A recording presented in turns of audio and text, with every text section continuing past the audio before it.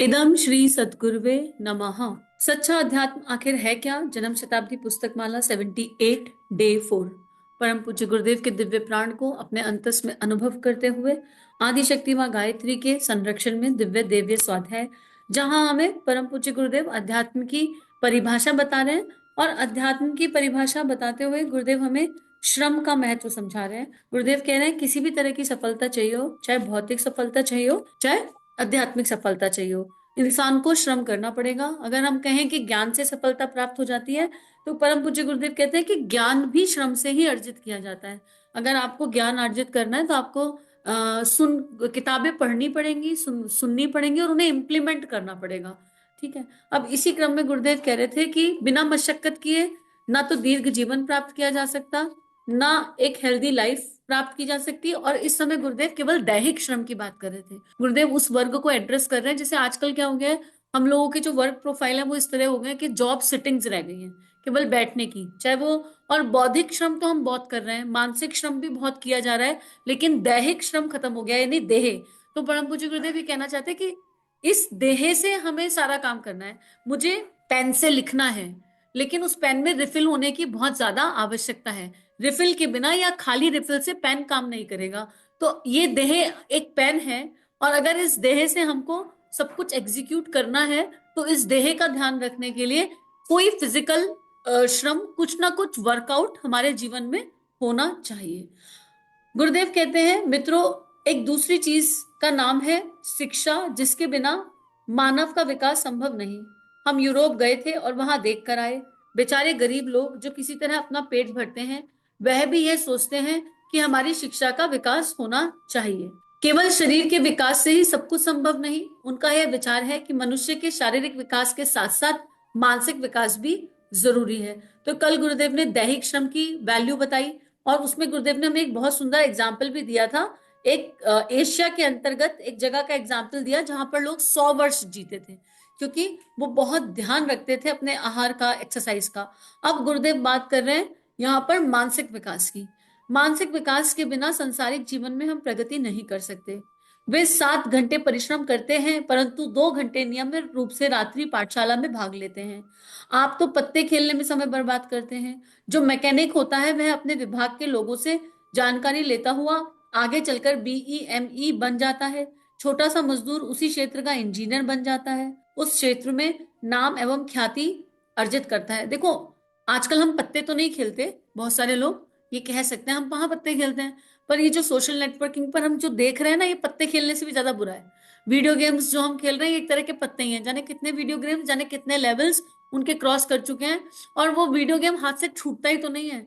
WhatsApp, ये सारी ये जो बीमारियां लग गई है ना, क्योंकि हम इनका सदुपयोग नहीं कर पा रहे, तो ये एक तरह की बीमारियां हैं। तो परम पूज्य गुरुदेव कह रहे हैं इससे कुछ होने वाला नहीं है। और अगर बंधुआ मजदूर ही बन के रहना है, बंधुआ मजदूर बुरा नहीं है, लेकिन उसकी प्रोग्रेस रुक जाती है, वो मजबूर हो जाता है एक टाइम पर। तो अगर हम मजबूर नहीं होना चाहते, तो हम अपने श्रम का, बौद्धिक श्रम के बारे में कुछ सोचें। जो भी योग्यताएं हैं उनको आगे कैसे बढ़ाना है, उनमें अपने फ्लेवर्स को, उनमें नए फ्लेवर्स कैसे ऐड करने हैं, ये हमको विचार करना पड़ेगा। स्वामी विवेकानंद जब अमेरिका गए थे, उस समय वहां की जनता को वे वेदांत की शिक्षा देने लगे। तो उन्होंने एक प्रश्न किया कि क्या आपने भारतवर्ष में इस शिक्षा को पूरा कर लिया? थोड़ी देर वे मौन रहे, फिर उन्होंने कहा कि आप लोगों ने मैट्रिक पास कर लिया है, आप लोगों ने पहली चीज अर्थात शरीर बल प्राप्त कर लिया है, आपने श्रम करके संपत्ति भी प्राप्त कर ली है, जो आध्यात्मिकता का प्रथम चरण है। आगे अब आपको वेदांत की आवश्यकता है, इस कारण से हम यहाँ आए हैं। उन्होंने कहा कि हिंदुस्तान में अभी वह स्थिति नहीं आई। वहां के लोगों को हम कर्मयोग सिखाते हैं, उन्हें हम बतलाते हैं कि आप मशक्कत करें तथा रोटी कमाना सीखें। आपने तमोगुण को पूरा कर लिया, अर्थात अब आप जड़ प्रकृति के नहीं हैं। आपने परिश्रम करना सीख लिया।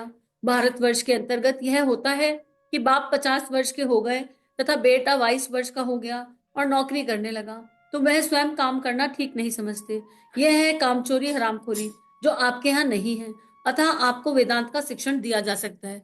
इस एग्जाम्पल को सरल शब्दों में अगर कहा जाए, तो स्वामी जी ने ये कहा कि भारत में अभी अनपढ़ लोग हैं।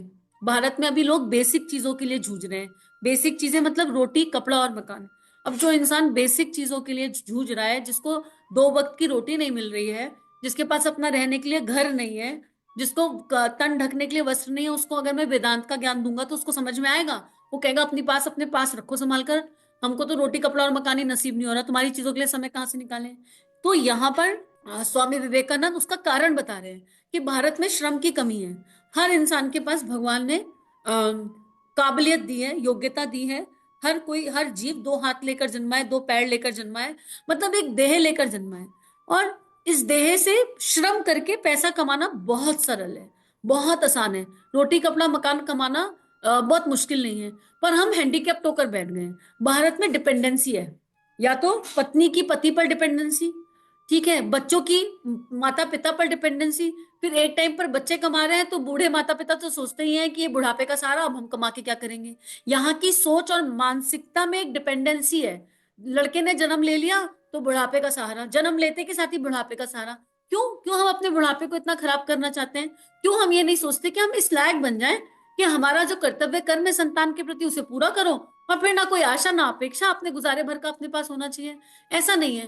फीमेल्स, आधी फीमेल आधी जनता तो बर्बाद हो गई। 60% फीमेल्स घर में बैठी हैं और उसी कंफर्ट जोन में खुश हैं।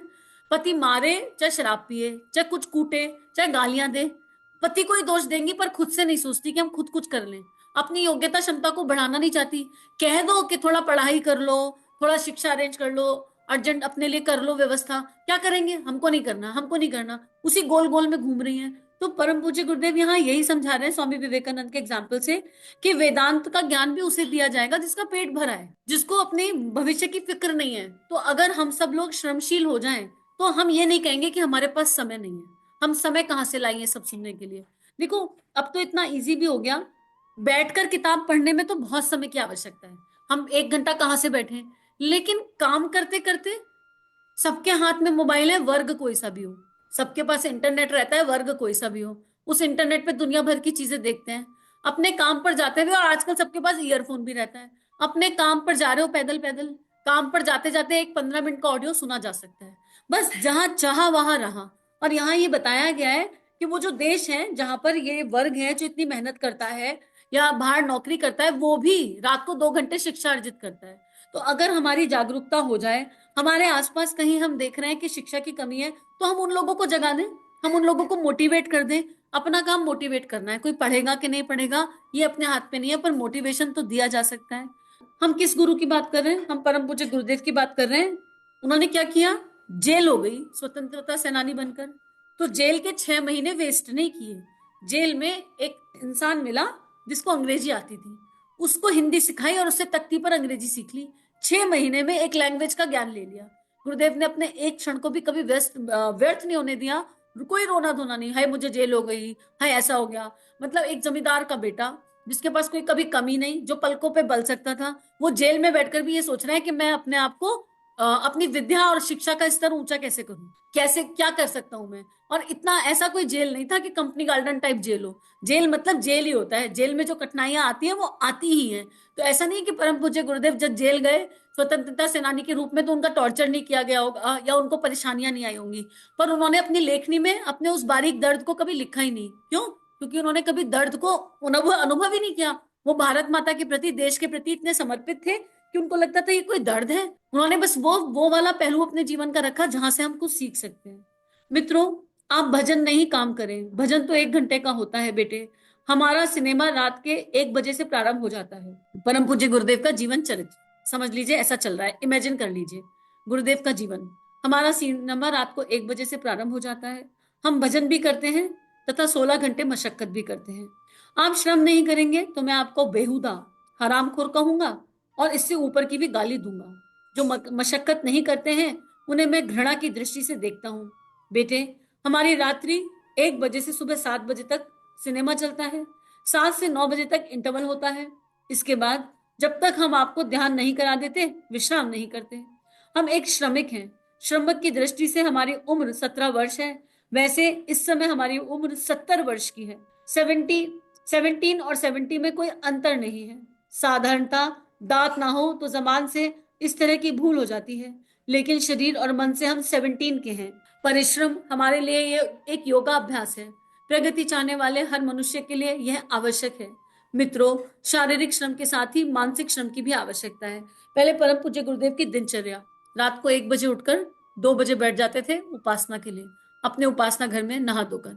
6 घंटे का जप, 6 घंटे का नियमित जप। उसके बाद चलते चलते भी काम, शक्तिपीठों का देखना, जो भी अगला आगे के रूटीन है उसके बारे में देखना। आहार तो उन्होंने कुछ लेना ही नहीं होता था, आहार में तो वो समय खराब नहीं करते थे। फिर लेखन करते करते लोगों से मिलना जुलना कॉन्टिन्यू, और शब्द सूत्रीय कार्यक्रम, 100 जाने कितने तो शक्तिपीठों का निर्माण हुआ, उनका संचालन, कहाँ यज्ञ हो रहे हैं, कहाँ पर कौन से क्षेत्र में क्या क्या प्रोग्राम हो रहे हैं, उनका संचालन एक जगह बैठकर, और सूक्ष्म का सहयोग और सूक्ष्म में कम्युनिकेशन। रात को 9 बजे तक लगातार लगातार लगातार। गुरुदेव 8 बजे विश्राम पड़ जाते थे, तो वो भी विश्राम नहीं था, एक तरह का योगाभ्यास था। और हर किसी को भक्त गुरुदेव से मिलना है, हर किसी को माता जी से मिलना है। घंटों घंटों लोगों से मिलते रहते हैं, घंटों घंटों लिखते रहते, मिलते रहते, लिखते रहते, मिलते रहते। लेकिन अपना काम नहीं छोड़ा कि मिल रहे हैं तो कोई गप्पेबाजी कर रहे हैं, बिल्कुल पॉइंट टू पॉइंट जो बात करने योग्य है वो बात। अगर हम परम पूज्य गुरुदेव का जीवन देखेंगे तो हम हैरान रह जाएंगे। और गुरुदेव लिखते हैं कि मैं 80 वर्ष में 800 वर्ष का काम करके गया हूं।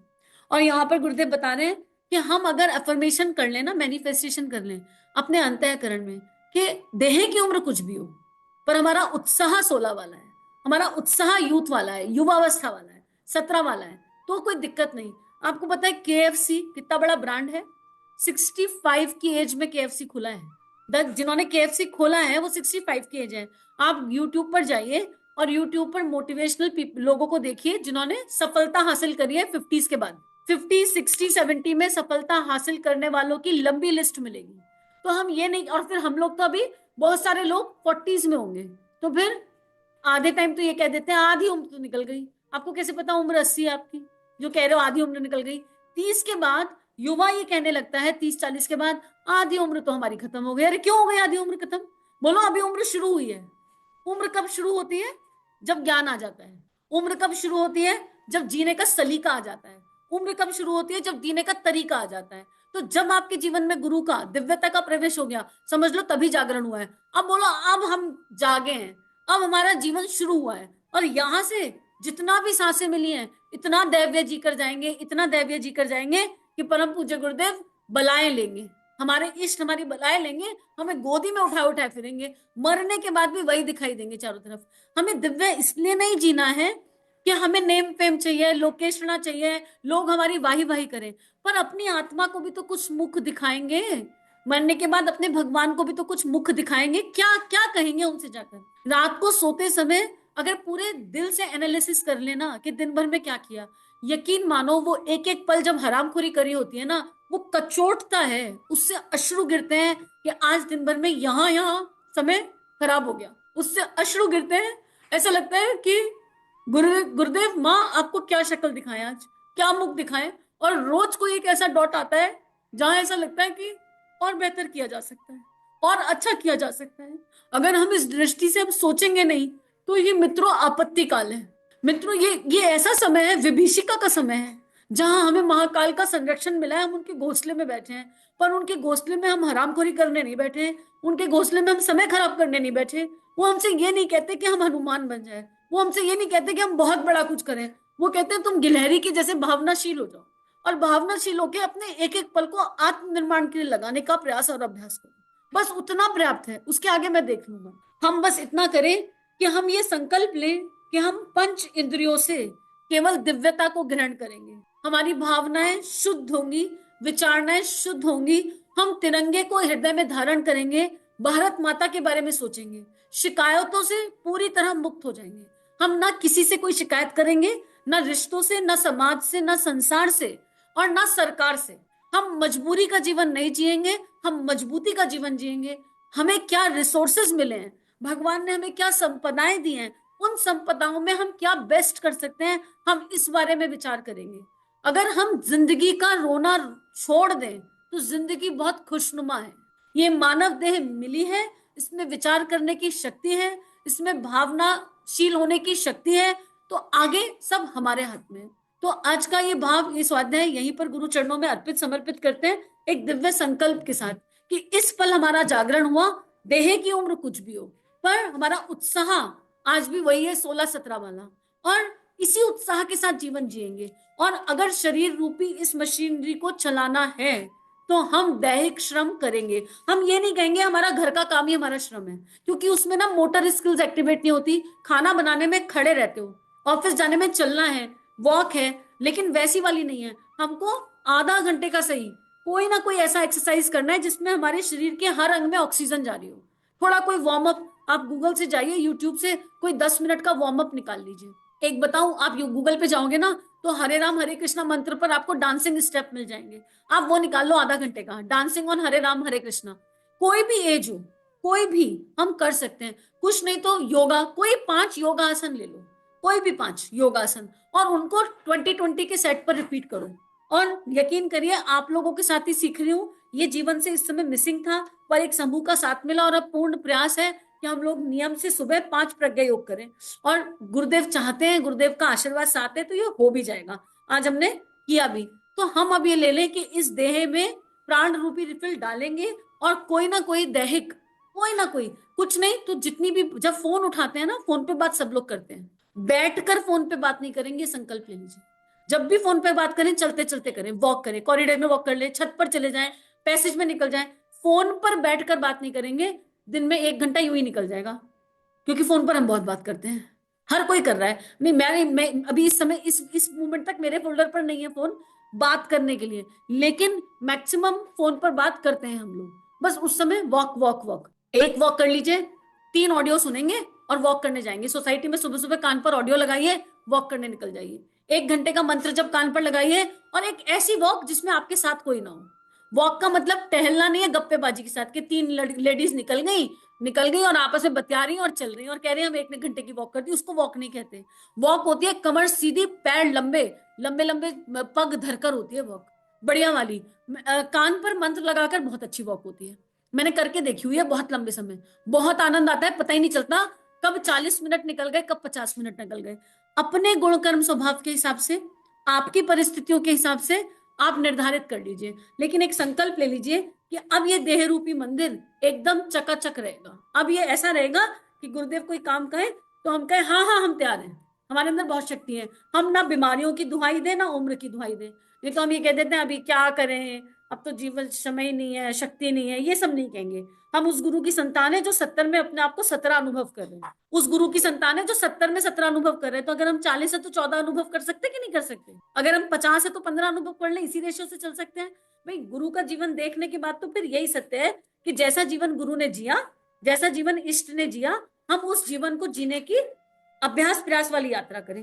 तो आज का स्वाध्याय यहीं पर संकल्प के साथ, हम सबके भीतर श्रम की शक्ति जाग रही है, श्रम के देवता का आवाहन हमने कर लिया है, सबने कर लिया है, और परम पूज्य गुरुदेव हमें उस श्रम शक्ति में स्थित कर रहे हैं। बस हमको बीज डाल दिया गया है, इसको खाद पानी बनाना हमारा काम है। तो आइए मिलकर श्रम के देवता का आह्वान करें गायत्री मंत्र से। मन ही मन पूरे आंख बंद कर लेंगे और मन ही मन भाव करेंगे कि ब्रह्मांड की समस्त श्रम की शक्ति हमारे रोम रोम में आकर स्थापित हो गई है, और ये श्रम के देवता हमसे श्रम करा रहे हैं, और ऐसे करा रहे हैं कि अगर हम ना करें तो हमारी आत्मा ही हमें कचोटने लगे और पीछे से कहे उठो उठो उठो। इस लेवल पर ही हमारे अंदर विराज गए, और परम पूज्य गुरुदेव के इशारे से ये श्रम के देवता आए हैं। तो ये श्रम के देवता हमसे वो करा ही लेंगे जो कराने योग्य है। ओम भूर्भुवः स्वः तत्सवितुर्वरेण्यं भर्गो देवस्य धीमहि धियो यो नः प्रचोदयात्। इदम श्री सद्गुरुवे नमः। इदम श्री सद्गुरुवे नमः। चलो गुरुदेव के सपने सजाने की शपथ लें। युग दृष्टा, युग ऋषि परम पूज्य गुरुदेव की लेखनी जन जन के जीवन को प्रभावित कर सकती है, जन जन का ट्रांसफॉर्मेशन कर सकती है, हर किसी को परमानेंट आनंद की तरफ ले जा सकती है। इस कार्य को करने में हमें आपका सहयोग चाहिए। अगर ये वीडियो आपको कंट्रीब्यूट करते हैं तो इन्हें विश्वव्यापी बनाने में हमारी सहायता कीजिए। चैनल को लाइक कीजिए, सब्सक्राइब कीजिए और शेयर कीजिए। इदम श्री सद्गुरुवे नमः।